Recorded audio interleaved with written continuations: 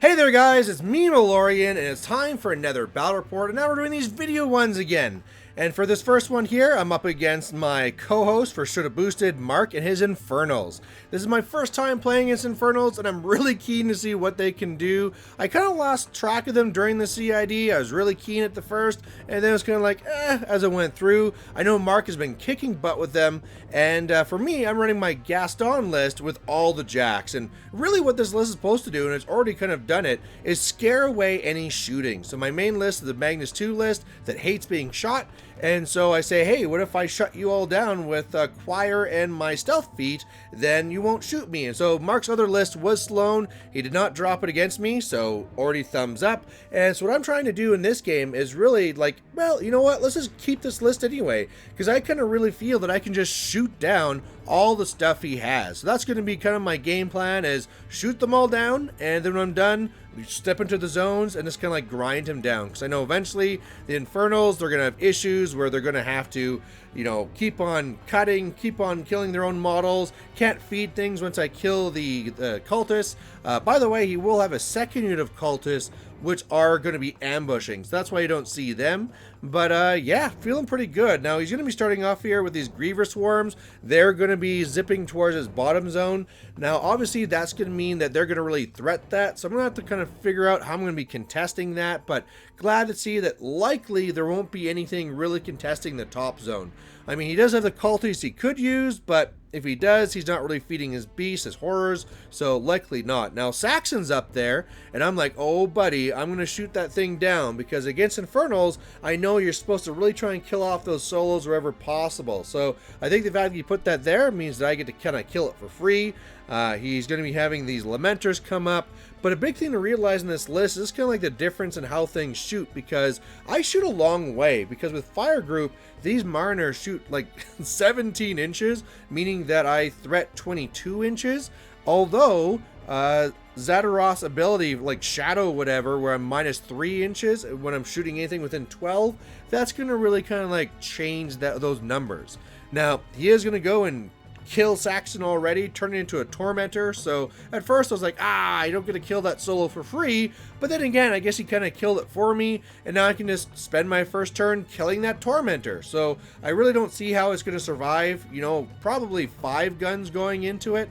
So we'll kind of see how that goes. But otherwise, you know, he's bringing his other Lamenters around, getting ready to threaten me later. I'm not really too worried. You know, there's something I can grind down late turn. So my turn 1, I get all my free focus. I'm really thinking about how I'm going to love killing my first horror. And I'm having to figure out, though, how I'm going to do this, because not only do I have the loader rule to kind of work around, but I got to see if I can even shoot him. And even Gastone with Fire Group, after he gets an extra bullet shot here from Reinholdt, can't even get in range without, you know, well, actually at all. So he's going to come up just to be a loader for these other Mariners. Mariner 1 is going to shoot, and this is where I realize, oh, I haven't acquired yet. But even then, just really did not really do the damage that I had hoped to actually get on him. So now the Choir goes, battles everything. Because all of his guns are magical anyway, there's no reason to do shielding. And so now when I start shooting with the other ones, this is where the Umbral Guardians come out. Now, luckily my guns are so strong that I can kill them on the first go. You know, if they're not strong enough, you can shoot them, they'll pop out, automatically shield guard, and then they get their regular shield guard after that. But yeah, he's going to be eating up 2 shots with Umbral Guardians here. I kill them off, but now it's like, I really didn't do too much. And because of that -3 inches, even though I shoot a long way, I can't get any other guns there. So the Mule is going to try scattering a shot, no such luck. And otherwise, it's like, yeah, I'm getting no more shots this turn, which is crazy with a long-range gun line like what I have. And so I'm really just walking up and being like, okay, well, that's kind of really weird. So that's going to be my first turn. We're now going to be going to turn 2 Infernals. and it's time for those ambushing cultists to come in. Now, I did play smart, and I didn't put myself in a spot where he can, actually get to me, but they are going to be annoying, getting into my grill, making it so it's going to be harder to contest that zone, but at least, I'm not in a spot where they can do too much, and then what I should be able to do is just start mowing them down with Gastone, getting all the souls I need, and then using that to shoot down heavy. So, win-win? So he's going to be going with the cultists already, seeing that there's nowhere to really charge in, so they're just running up, trying to contest what he can. Two of the little weapon attachment guys are going to be going on to the Mule to make sure that I can't just step away and shoot things. Evil Orin is part of this unit as well, so I'm keen to see what he can do, because that's a model I didn't look into at all. So, yeah, I kind of peeked into it now to see what type of things it did, but there was nothing at the time that I thought was very important. Otherwise now, he is going with the Grievous Worm. At first he thought about going up and shooting, but he really just wants to get in there, so they run instead, get inside the zone, get ready to do a lot more damage next turn. And then otherwise, it's going to be just trying to get the rest of his force up there. There's nothing else he can really do too much to me, or at least I thought, until the Shrieker came up, and I'm like, light shooting to my heavies, no big deal whatsoever. Well, it's a big deal when, one, he cranks the damage and, rips up off an arm already from me, but also an issue where it hits the next D3 closest models, and because he got 3, he hit the Jack beside it, and my caster, and Ragman. So he also gets an auxiliary attack, unfortunately does not get to the 3rd model, so he's not going to kill Ragman, but yeah, he's going to be destroying my anchor arm, which is crazy for a little light shooting at me. Again, that's really because he got a spike in his dice, but he also got some damage into Gastone. The first shot I had to use my focus to ignore, and then the second one, that one goes and chips away and does 3 damage, something like that. So nothing serious, but just the fact that I'm already taking damage on my caster is going to make things a little bit more scary. Otherwise, Lamenter's getting into interesting spots. Basically, they're in a role there where if I go into the zone too far, they're just going to be tying me up and making it so that I can't really get shots on the back things and contest the zones. Of course, when I was thinking that, though, I thought that they had reach. I can't believe those little things don't have reach, but we'll talk more about that later. So, otherwise, yeah, he's just trying to figure out where he wants to be for his feat and what he's going to cover. Spoiler, he forgets the feat. So, for those who don't know what Zaateroth's feat is, it's that the models get +3 defense, and if you miss them, they get to teleport or be placed 3 inches away. So they kind of all become clockatrices for a turn, in a way, in their defensive tech, but it doesn't matter because he forgets the feat. So I'm thinking this is fantastic. On my turn, I'm guessing I'm going to be just shooting down Tormentors all over the place and kill off the Shrieker, and this will be easy. He is actually going to be making a second Tormentor, though. So now Saxon died the first time. Now this turn is going to be time for Eilish to die, turning into the second Tormentor. I was kind of surprised he didn't run up first. I mean, the biggest problem with these Tormentors is that they're slow little crabs. They're only speed 5 with 1 inch, so they're only threatening 9 inches. But yeah, with this here, they're not really going to be up in my grill, so I think that's fantastic. Now, the reason why he kind of pulled back his move is that, of course, you want to go with the cultists first and load them up with their essence, but now he's done that. They're all loaded up. The Tormentors are running up saying, all right, if you don't come into the zone, or if you come up whatsoever, I'm going to smash you. They also have countercharge. That's a big thing to keep in mind, but for my part, my plan is just to shoot down both Tormentors and the Shrieker just because it's annoying, and then just really kind of grind him down from there.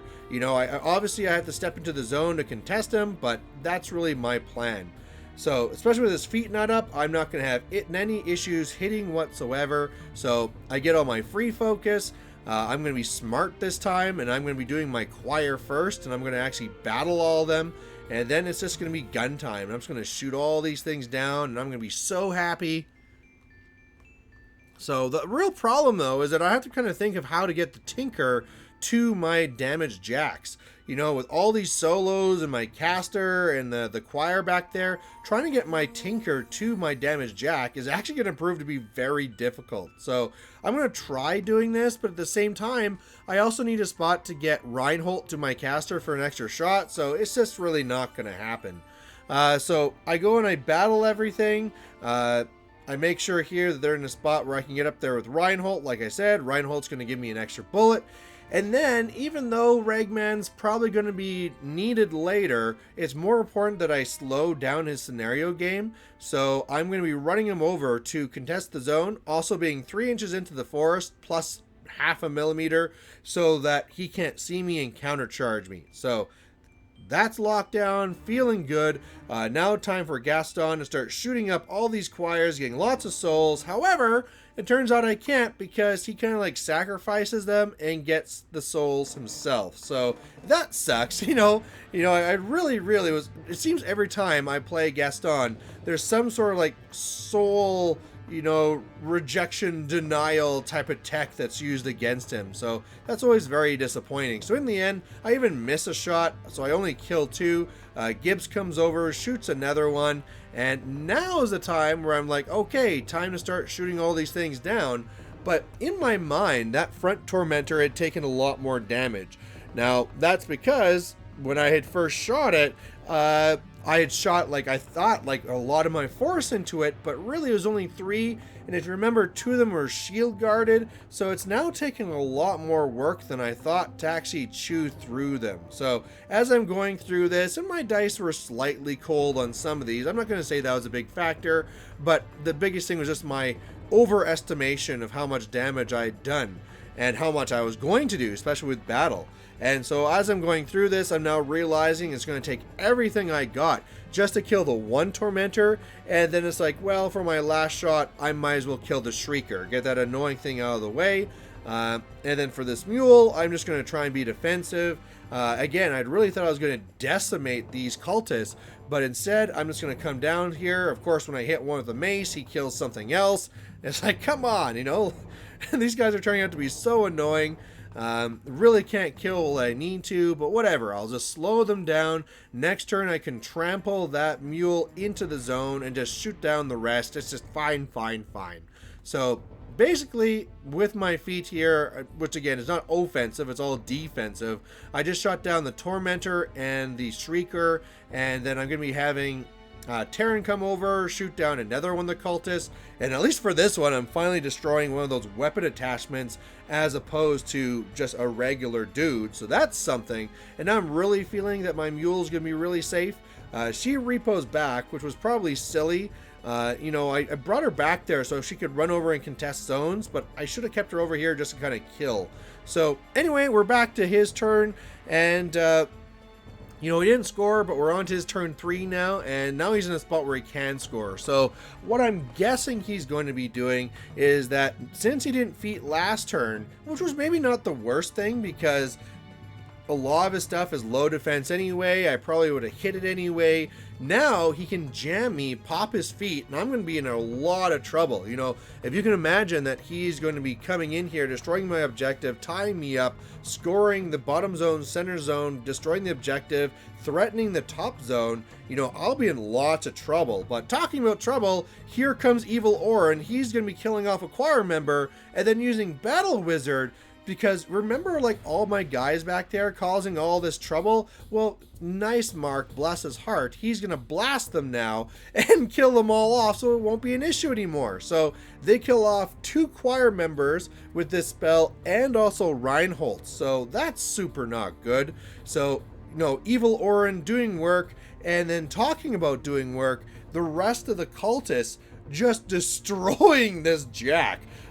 You know, he's PAL 14 on the weapon attachments. I kind of expected them to do damage, but he is just rolling big numbers here and just cranking this Jack. So I just keep on getting crippled system after crippled system, actually using the crippled system tokens, but he's going to bring that thing down to 1 box. He has 1 box in his movement, and I am just kind of like in shock right now at all the damage he can do.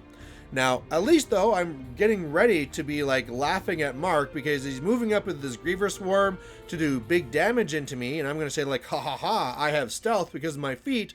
Well, yeah, not only do these magical shots ignore my choir, but these also have Eyeless Sight, so it ignores my stealth as well. So all my defensive tech meaning nothing, really doing lots of damage into me there, and also, of course, killing off Ragman as well. So just like, oh, this is just not going the way I want this turn to go.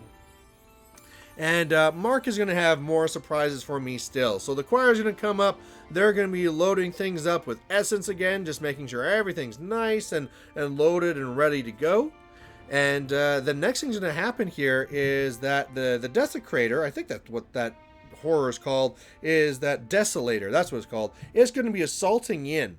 Now, the big thing here is that not only is it going to be the one to destroy the objective, but with the spray, it lowers the armor of whatever it gets and corrodes it too. So it's going to be lowering the armor of my jacks in the front there, the Marner, and also Gastone. So that is super not good for me whatsoever, because now I'm starting to wonder if his Lamenters can actually take down the Mariner themselves. But it's not going to be the Lamenter, because as he goes through this and he destroys the objective, he's going to be using his Warpath type spell to actually move the Tormentor closer. So I thought this Tormentor wasn't going to get to me at all. Now I can see it's going to come into my jacks, and I'm starting to realize how bad this is going to be, because not only can a Tormentor, so okay, not only can he get up on a scenario and up on attrition, but now, if this Tormentor comes in and pops a hole in my wall that I have in front of my caster, well, instead of the Lamenters just jamming, they can just come in here and just, you know, kill my caster that's already taken some damage between Orin and the Shrieker. So this is super bad. Otherwise, he has a Witch go up there on the top. To me, it's the left flank, but it's a top circle, and then he's going to be turning that one into a Soul Stalker, so that's a problem I'm not even caring about, because right now I'm wondering if I'm even going to survive. The Tormentor comes in, and it's going to really have an easy time. You know, when it has its full circle, it charges for free, so even though it's only POW 17, you know, I'm only armor 18 with these heavies. It's getting 2 initials, it can have 4 bot attacks. But yeah, he's kind of like now figuring out which one to go after and how to do this. But in my mind, this is going to be very easy for him. So he's just buying attacks here, killing my guys off. He also gets his chain attack as well. So that's what we had to kind of talk about, because he's going to like chain attack throw one, do a little bit more damage. He'd hope to knock it down too, but it doesn't matter. He took out the movement early, and we have Lash, so we can't be knocked down. But he's going to be buying these attacks, destroying that Mariner number 1, popping in a hole, and now he's wondering if he should be greedy and go after the second one. The interesting about horror is that if you spend their last essence, then they're going to disappear at the end of the turn. So we talk about it, and since he's going for assassination, you might as well do it, right? Because the big thing is whether you can get both of the Lamenters onto my caster. Of course, if that other Mariner is destroyed, that'll be super easy. So he tries, does not work, so that's unfortunate, but we still figure there's going to be ways where he can do it.